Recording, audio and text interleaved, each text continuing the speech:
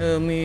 donc lu am solo di ko jaajëfal bu baax moom El Hadj Moustapha Diop Oustaz Assane Diouf ñoom ñu fa teewal waaye tamit dinañ ko yaatal comme ni ñu ko waxee léegi ci ay plateau dañ ci ànd ak Oustaz Mouhamed Ndiaye ak Oustaz Assane Diouf ak ñeneen ñoo xamante ne dinañ ñëw ci plateau bi ci kanam tuuti laataa ñoo ñëw ci continuer lii di émission réveil bi ak Xooxaan donc ak invité am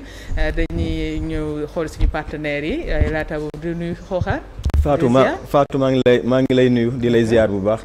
naka suba si mbaa yaa ngi si jàmm. alhamdulilah Seydina maa ngi lay nuyu. di nuyu Sénégalais yi nga xamante ni jamono jile ñu ngi seetaan émission réveil. waaye di nuyu ak dalal également suñu gan tey nag mooy Mame Gueye Ndao. Mame Gueye Ndao mooy chef division du partenariat bu Dakar Dem Dikk tey ñu fas yéene ànd ak moom ci waxtaan ji. pour xool naka la ñuy waajalee ñoom ñaari événement yi nga xam ne ñu ngi nekk suñu kanam muy tabaski ak pèlerinage bu Popenguine. voilà sa invité di Mame Gueye Ndao moom la ñuy nuyu ñu lay nuyu. soxna Fatou maa ngi lay nuyu di jàllale nuyoo bi Seydina Omar ak Xooxaan. la fay bu baax léegi lay doon ci invité ak ci ñu dem xool suñu partenaire ñu waat ci plateau bi. bëgg naa nga xamante ak sama xarit moom aka am classe. nag di samay karaw. yan si noonu yi nekk sa bopp wala yi nekk sa peñe lépp li nga soxla pour sa karaw mooy crème méga grosse sans rinçage nga am huile bu ànd ak ay vitamines di nga tàqali ko ak karaw yu ruuj waaw sa karaw rafet na waxal waay likool ak karaw yu ruuj te du soxla raxas ak méga grosse.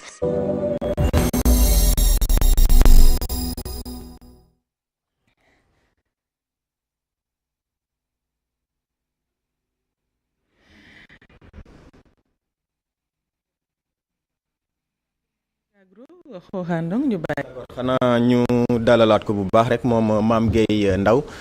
wax naa ko sànq chef division du partenariat bu Dakar Dem Dikk ñu gis nag ne Fatou ñu ngi ñaari événement yu mag muy feetum tabaski ak pèlerinage bu Popenguine te événement yi ni mel bu ñu amee dafa am xëy na taxawaay boo xam ne Sénégal ñu ngi koy xaar ci entreprise bi di Dakar Dem Dikk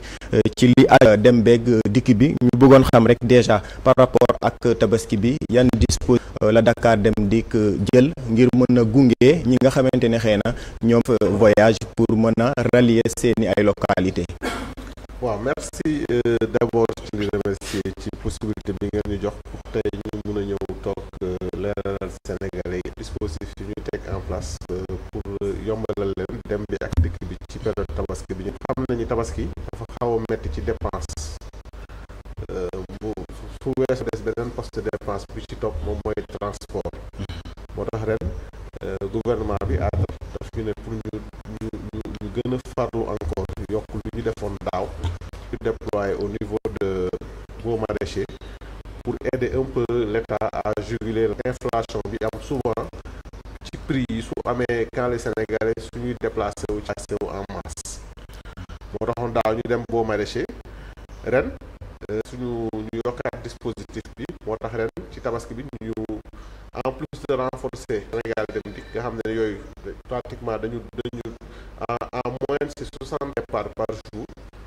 ñu yokk ci bu ci gën caa néew entre 10 et 15 départs supplémentaires ont commencé ça depuis le 31 chaque jour ñu yokk rotation yi fu doon am par exemple wala ñaar ñu dem yóbbu fa 3 wala 4 en plus de ça commencé déployé au niveau de Colobane ak de l'arène nationale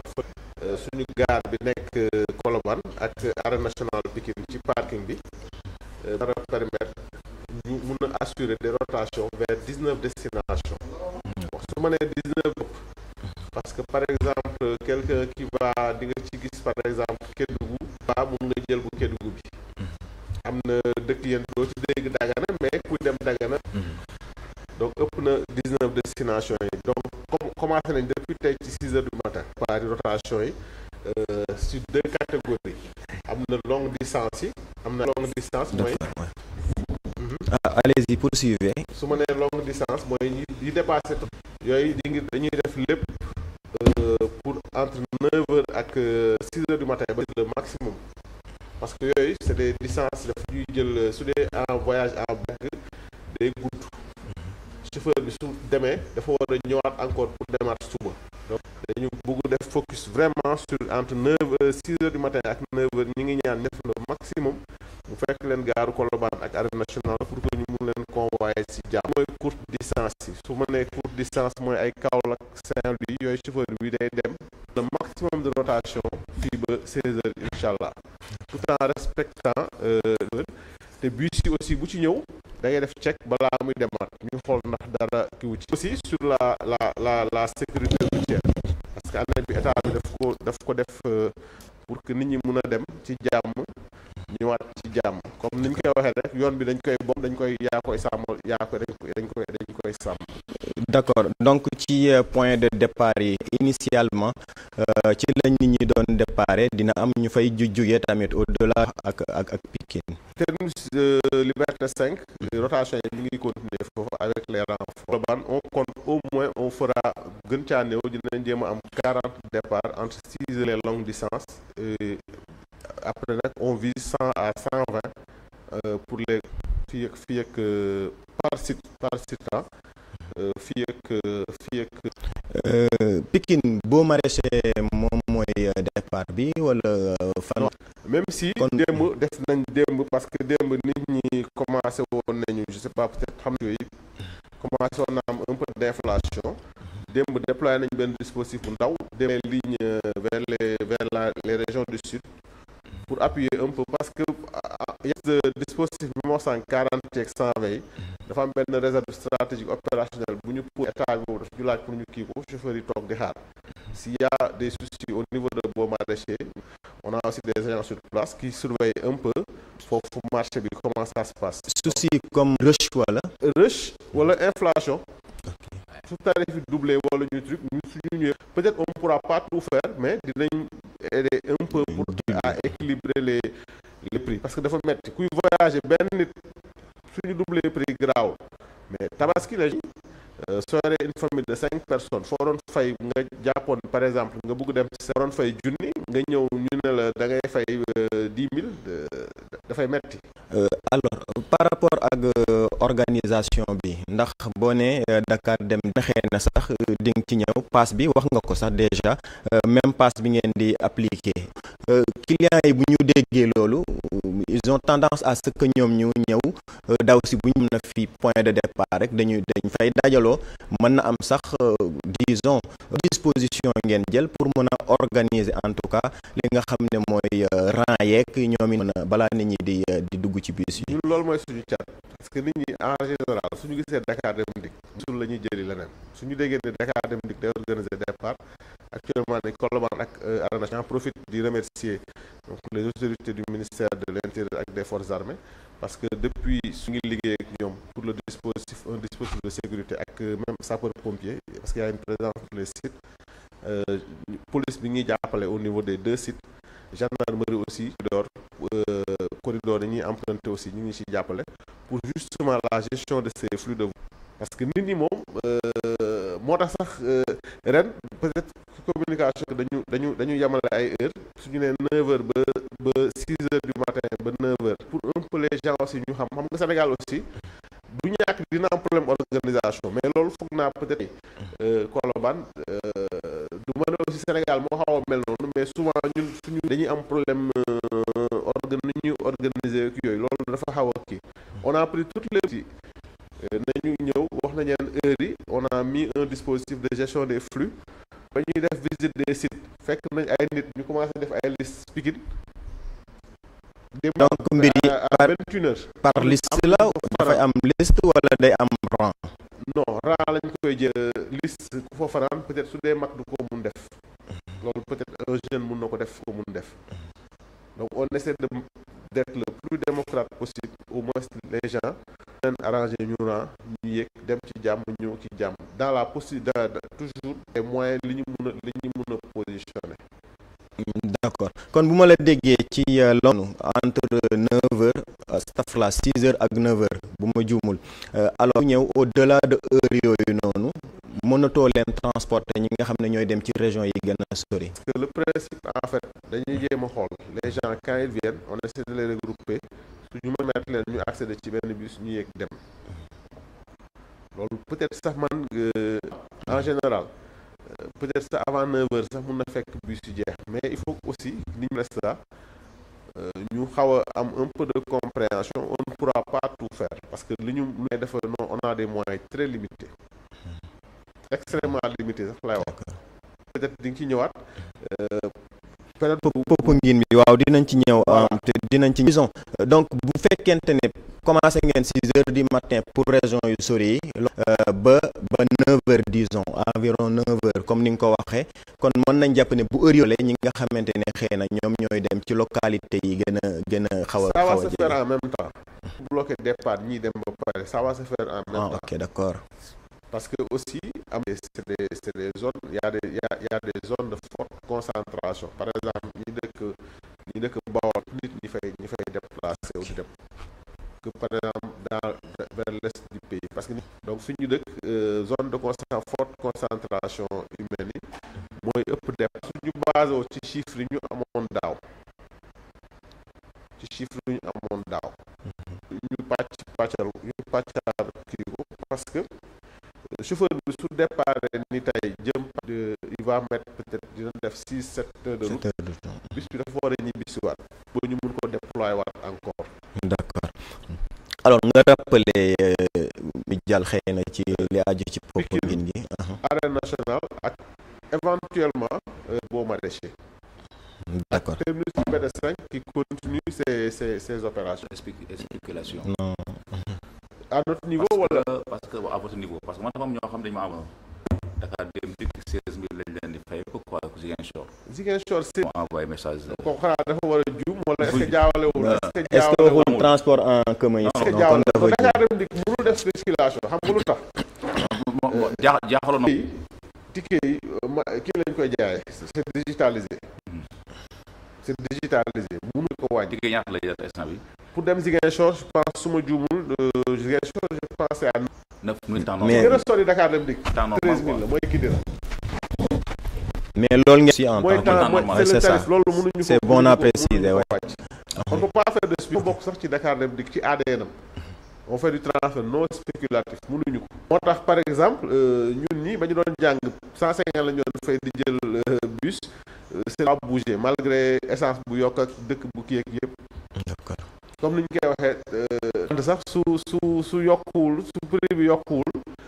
kii bi wàññeeku na carte bi bougé wul. D'accord ñu wax ci Popenguine bi ndax wax naa ko bi may ci ndox samay kaddu gis nañu ne tabaski ren gi dafa daal di coïncider ak li nga xam ne mooy Pléry Popenguine muy doon loo xam ne xëy na mën na indi sax ay jafe-jafe ci wàllu transport est-ce que ni ngeen def dispositif pour gunge ñi nga xam ne ñooy dem ci gox-goxaat yi pour est-ce que dispositif bi ni mel prévoir ngeen ko pour ñi nga xamante ne aussi ñu war a dem ci Popenguine. On va mettre en place un même dispositif. Je ne vais pas dire avec ce sera avec les mêmes bus. dañu tàmmoon par exemple jouru tabaski Sénégal suñu mbokk ñoo doon liggéey parce que Dakar Dem Dikk du taxaw jouru tabaski les bus yi dañ doon yàlla dafa def tabaski bi dafa tombé départu pèlerin yi au niveau de Popenguine. Donc dispositif bi ñuy def c'est un peu plus compliqué par rapport ak tabaski bi parce que déjà on va une partie des marcheurs à partir de samedi mooy jouru tabaski bi inchallah de 12h à 14h dañu leen di jëlee Dakar yóbbu leen au niveau de Cap des Biches boobu aussi on va faire des rotations def le maximum après suñu paree ci loolu mu ne ni ñoom Dakar la ñuy déparé dem dispositif boobu c'est à partir du dimanche.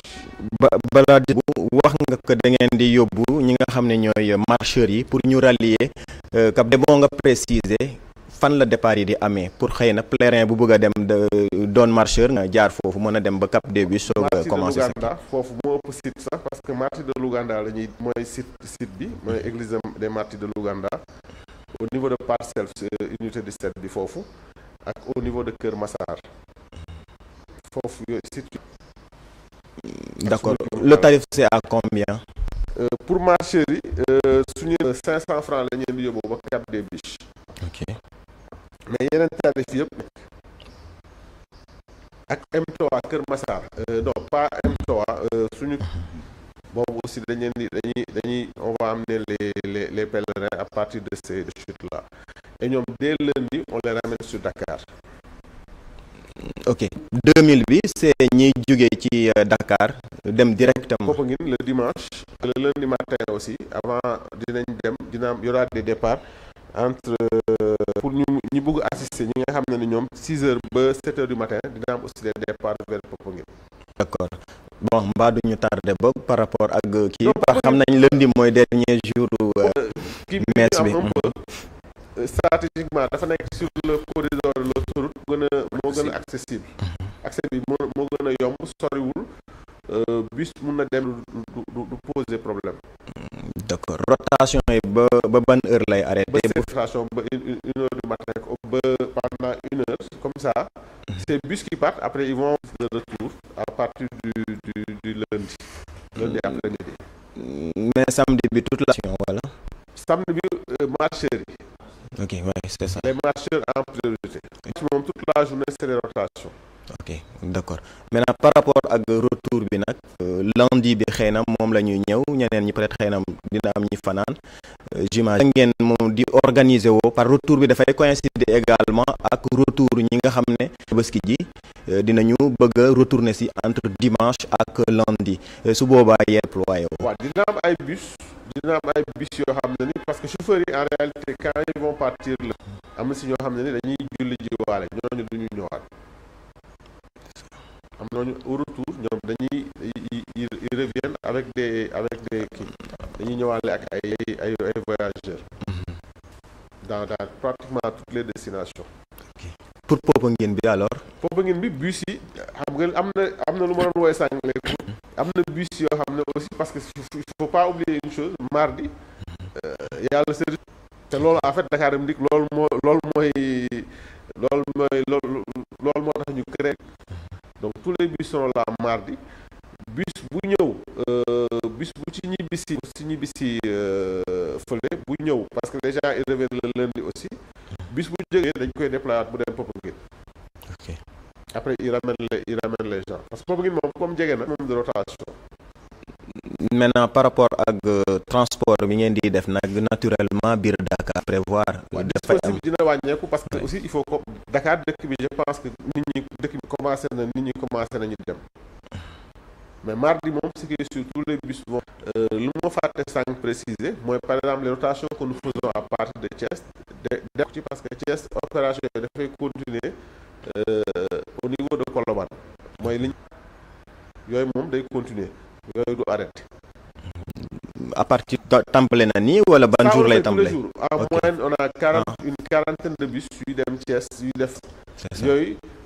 d'habitude su ñu def opération spéciale dañu ko doon arrêté mais cette année le tenu au niveau de Colobane ñi dem Thiès ñoom mun nañ ko di dem di ñëw. D'accord dañu le tour des questions ñu jaajëfal la bu baax a baax. ci suñu amoo beneen information boo xam ne xëy na. xanaa peut-être insister encore sur la sécurité et puis ñu am dañu am compréhension bu bëri parce que on ne pourra pas tout faire ni mu mettee ci ñoom noonu la naan ñi nekk ni di liggéey nous aussi c'est des gens qui vont se sacrifier pour que nit ñi mun a nekk dans de bonnes conditions passer de bonnes fêtes nañu am tuuti aussi compréhension ñu xam ne ni parfait dina am du ñàkk dina am ay mais xam nga léegi nit ñi 1 2 3 rek ñu daw dem ci réseaux sociaux yi comme léegi nii xam nga ñu ngi wax Ziguinchor 16000 loolu agent Dakar Dem Dikk ñemee ko def daf ko mënul ko il n'a pas du ko mun a def parce que bus bi pour être contrôlé il y a des contrôleurs qui vont les arrêter ci biir yoon bi xamuñu point de contrôle bi man mi xam pour xool exactement ndax ñëpp dagg nañ ci kay ñëpp fay nañ ndax chauffeur bi jaar na fi ñu ko jaar donc c'est un travail boo xam ne dañ koy surveiller constamment.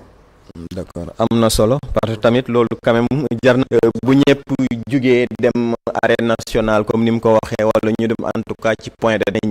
Dakar Dem Dikk dina mën a transporter Sénégalais yëpp tamit ndax passe peut-être bu yomb ak yooyu pare que ne mën nga dem te doo jot ci bus yi loolu tamit vraiment il faut que Sénégal compréhension te lu xel mën a nangu la ndax amuñu ay bus yu mat xëy na yoo xam ne ni nit ñi ci région yëpp ku ci am chance su bokk daal nga sante ko yàlla ku ci nga xam ne voilà c'est ça loolu moo ci ëpp solo ñu ngi lay maa ngi remercier ci invitation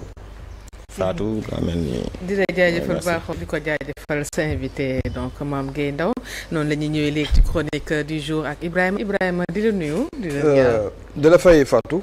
di nuyu suñu invité bi di nuyu Xoxaan di nuyu Seydina Oumar di nuyu Lede Babacar di nuyu mboolem ñoo xam ne ñu ngi ñu seetaan di nuyu waa Régie spécialement. di la fay bu baax Ibrahima Anne ñu ñëw ci chronique du jour.